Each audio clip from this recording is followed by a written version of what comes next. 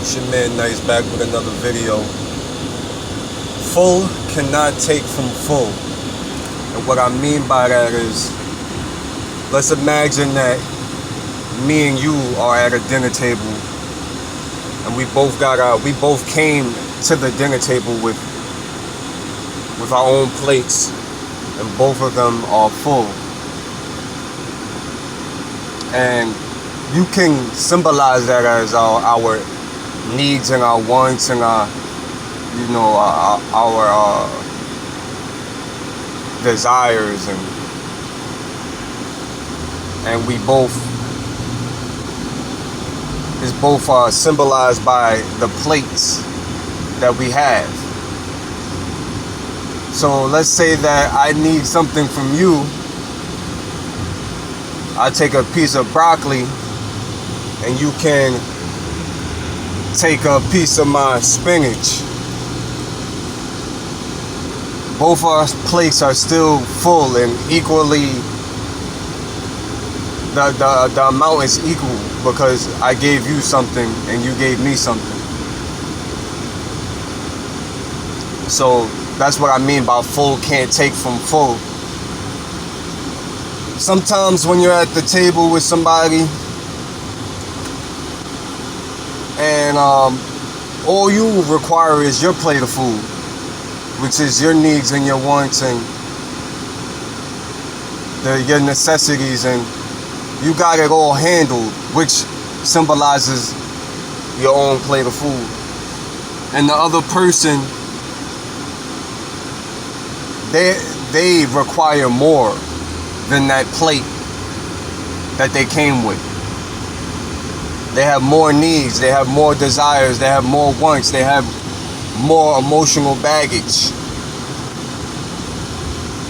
and they require more, which means that if you're in a relationship with them, that they are going to take food out of your plate because they require more than that one plate, their own, that they came with.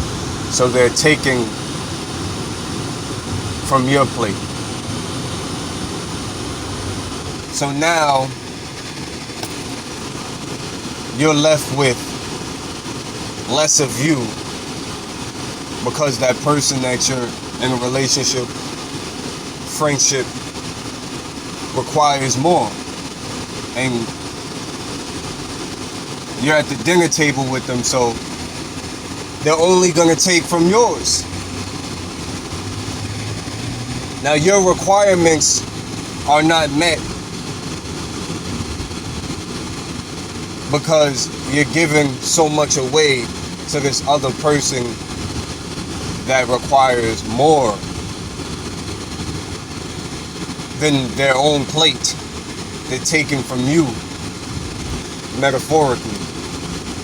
And this may happen, every day, that person may need more and more every day, and you are getting less and less every day because you have to give more, and nothing is being reciprocated or compensated because that person has nothing to give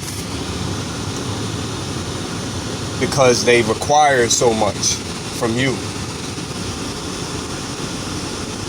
So that's what I mean by full can't take from full. And when you deal with people and you understand that this idea, you can see what's going on in most relationships, It's crazy because sometimes, I'm talking to people and we can have a good conversation or whatever. Then at the end of the conversation, it's like, hey, I need this. Can I get this? And I'm like, yeah, why not? And then I started to think like, damn, did we only have that conversation because you needed something? If you didn't need anything, would we still be having a conversation? Or was that conversation just about that? Did you only initiate that conversation with me because you needed something? Did you only ask how my daughter is doing and my family is doing because you needed something? You know, situations like this happen all the time, you know, and, you know, it's crazy. You know, to me, I feel like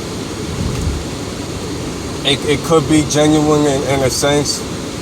You know, you don't always want to like take it there, but sometimes I feel like most people do that. You know,